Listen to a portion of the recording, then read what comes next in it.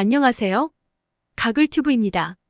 아시안컵 결승에서 한국의 가까스로 3대2로 승리한 중국 여자 대표팀이 월드컵 D조 조별리그에서 덴마크 여자 대표팀과 첫 경기를 치렀습니다. 피파 랭킹으로 보면 덴마크 팀이 13위, 중국 팀이 14위로 서로 막상막하의 전력을 가지고 있습니다.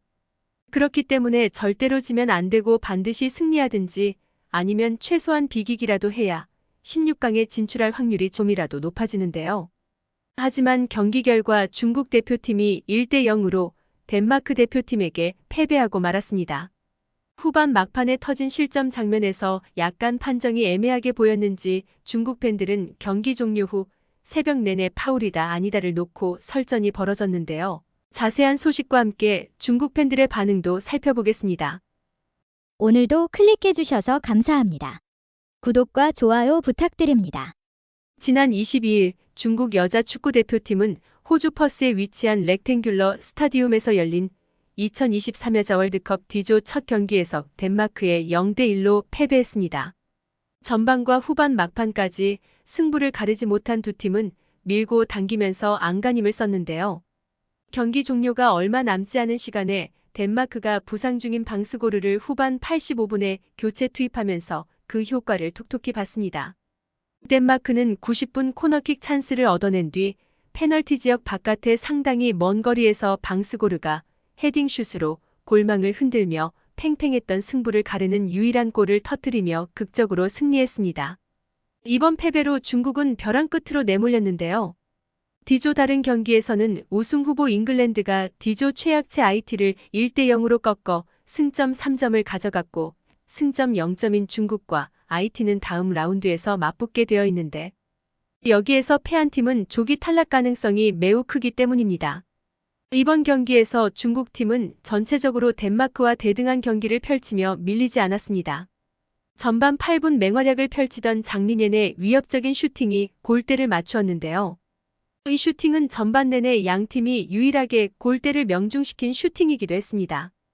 중국은 후반 들어 왕상을 교체 투입해 공격력을 강화했지만 위협적인 슛을 만들지 못했습니다. 덴마크는 압박과 공중볼을 통해 몇 차례 위협적인 공격을 가했는데요. 후반 51분에는 빈 골문을 살짝 비껴나가는 슛을 날렸고 75분에는 중국의 왕산산이 자책골을 터뜨릴 뻔할 정도로 몰아붙이기도 했습니다. 마침내 후반 90분에 덴마크가 결승골을 터뜨리면서 난적 중국을 물리치고 승점 3점을 확보했습니다.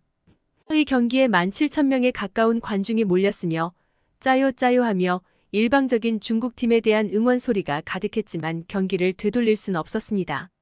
여자 월드컵에서 중국과 덴마크는 악연이 있는데요. 중국에서 열렸던 피파 여자 월드컵 2007에서 덴마크 팀이 개최국 중국인들에게 도차를 당해서 파문이 일어났었습니다. 당시 로이터 통신은 중국에서 열리는 여자 월드컵 2007에 출전 중인 덴마크가 자신들의 훈련과 전술회의를 몰래 촬영하고 있던 중국인들을 발견했고 피파에 조사를 요구했다라고 보도했었는데요. 그 당시 덴마크 미디어 담당관인 닐센은 로이터와의 인터뷰에서 수상한 중국인 남성의 투명 유리로 된 호텔벽 뒤에서 덴마크 팀의 전술회의 모습을 촬영한 것을 발견했다. 뿐만 아니라 우리가 비공개 훈련을 가졌을 때 훈련장 인근 빌딩에 숨어서 우리 팀의 훈련 모습을 찍던 중국인도 찾아내다라고 말했습니다. 이어서 로이터 통신은 덴마크 팀에 의해 발각된 중국인들은 덴마크의 훈련이 비공개라는 것을 몰랐다고 주장했지만 훈련장 밖으로 나가는 것도 거부했다. 라는 보도를 했었습니다. 덴마크의 조사 요구에 당시 피파는 중국 시장을 의식해서인지 어쩐지 그냥 어물쩡 지나가 버렸고 덴마크는 우한 체육중앙경기장에서 벌어진 대회 개최국 중국과의 여자 월드컵 2007 본선 D조 1차전에서 중국의 숭 샤오리에게 결승골을 허용하며 2대3으로 패배하면서 결국 조별리그 1승 2패로 탈락하고 말았습니다. 중국과의 그런 악연 때문인지 몰라도 덴마크는 2007년 이후 이번 월드컵 전까지 본선에 진출하지 못했습니다. 그리고 이번 2023 여자 월드컵에서 우연인지 필연인지 그 당시 2007년과 같은 D조에다 그 당시와 같은 첫 경기를 중국과 만났으니 복수의 칼을 갈 수밖에 없었고 그 결과 중국팀에게 패배를 안김으로써 중국과 엮인 악연을 깨끗하게 씻을 수 있었습니다. 한편 이번에도 이길 수 있다는 자신감을 가졌던 중국 대표팀의 패배에 중국 팬들은 패배를 인정하고 싶지 않았던 것 같은데요. 중국 신화스포츠는 중국과 덴마크 경기가 끝난 후 덴마크의 득점에 관해 심판과 VAR이 큰 논란을 불러일으켰다고 전하면서 덴마크 팀의 89분 득점은 옵사이드 의심이 있었지만 VAR은 반응하지 않았으면 심판들도 비디오를 리플레이하지 않았고 경기를 이어가도록 했는데요. 이후 여자 축구가 옵사이드로 패배했나요? 라는 키워드가 핫트렌드에 오르게 되었다면서 중국 팬들의 실망이 이만저만이 아니었음을 전했습니다. 그러면 중국 팬들의 반응을 함께 보시죠. 이렇게 플레이하면 남자 축구랑 가까워지잖아. 개막전, 사생결단, 명예전 이렇게 금방 남자 축구랑 똑같아질 거야.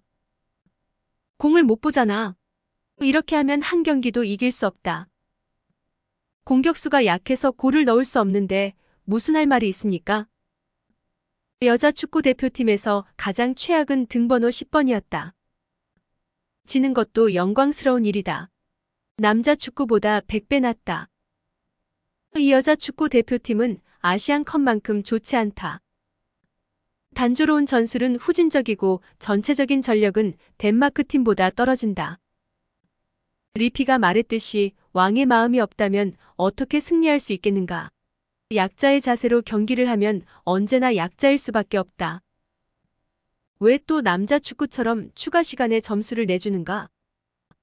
잉글랜드는 덴마크보다 훨씬 강하기 때문에 다음 경기는 더욱 어려워질 것이다.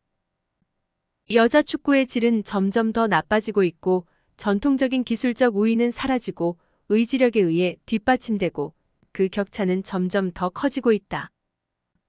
옵사이드에 있던 덴마크 선수가 골키퍼를 방해했기 때문에 이 골은 옵사이드 판정을 했어야 했다. 불과 얼마 전까지만 해도 중국 여자 대표팀은 세계에서 몇 손가락 안에 드는 강팀이었습니다. 중국 남자 대표팀이 망가질 때마다 여자 대표팀의 활약으로 그나마 위안을 받았었는데요. 그랬던 팀이 점점 약해지는 모습을 바라보는 중국 팬들의 심정이 이해가 되네요. 이제 한국 여자 대표팀도 콜롬비아와 경기를 치르는데요. 중국 대표팀은 계속 하락세를 보이고 있지만 한국 대표팀은 계속 상승세를 기록하고 있고 콜롬비아 팀이 거칠다고 하는데 중국 남자 대표팀처럼 여러 가지가 부족한 팀일수록 거친 축구를 하기 때문에 좋은 결과가 예상됩니다. 마지막으로 오늘의 베스트 댓글을 보시고 영상을 여기에서 마치겠습니다. 중국산 축구화를 신어서 졌다. 이상 가글튜브였습니다. 영상을 끝까지 시청해주신 분들께 감사드립니다. 다음에는 보다 더 재미있고 유익한 영상으로 찾아뵙도록 하겠습니다.